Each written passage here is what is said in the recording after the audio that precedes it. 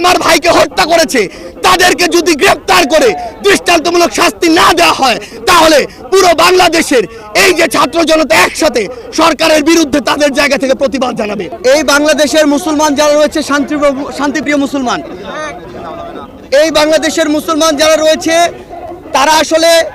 তারা যেমন নিজেদের ধর্মের প্রতি তাদের সহানুভূতি রয়েছে, অন্যান্য ধর্মের যারা রয়েছে তাদের প্রতিও তাদের সহানুভূতি রয়েছে।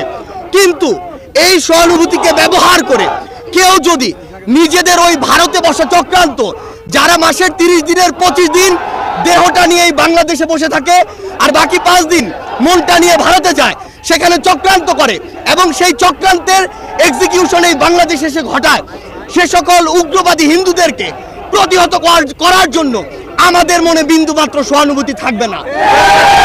আমরা আমাদের জায়গা থেকে স্পষ্ট করে বলতে চাই, আমরা অনেক সহ্য করেছি, আমরা আমাদের জায়গা থেকে সর্বোচ্চ উদারতা দেখিয়েছি। আমরা দেখেছি এই অভ্যুত্থানের পূর্বে কারা কতটুকু এই অভ্যুত্থানকে সমর্থন করেছিল।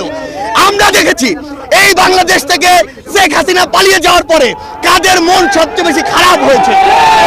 আমরা আমাদের জায়গা থেকে স্পষ্ট দেখেছি যখন এই বাংলাদেশে অভ্যুত্থান পরবর্তী সময় একটি অস্থিতিশীল পরিবেশ হওয়ার কথা ছিল, তখন কিভাবে আমাদের এই মাদ্রাসার ভাইরা ওই মন্দিরে গিয়ে পাহারা দিয়েছে, কিভাবে 5ই আগস্ট রাতে সারা রাত ওই মন্দির পাহারা দিয়ে সকালে ফজরের নামাজ তার সামনে রাস্তায় পড়েছে।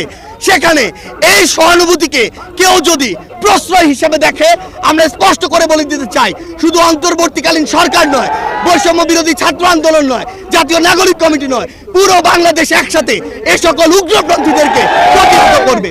আমরা আমাদের জায়গা থেকে স্পষ্ট করে বলতে চাই, এসব ইসকনের নামে যেসব উগ্রপন্থীরা বিগত 16 বছরে অসংখ্য অপকর্ম ঘটিয়েছে, ফ্যাসিস্ট আওয়ামী লীগ এ সকল অপকর্মকে মানুষের সামনে আসতে দেয়নি। তারা ইসকনের এই সকল অপকর্মকে মদত দিয়েছে, প্রশ্রয় দিয়েছে, আশ্রয় দিয়েছে, লুকিয়ে রেখেছে। কিন্তু তাদের চরিত্র কি, তারা কিভাবে মানুষকে জবাই করে, এই দৃশ্য আমরা গতকালকে দেখেছি।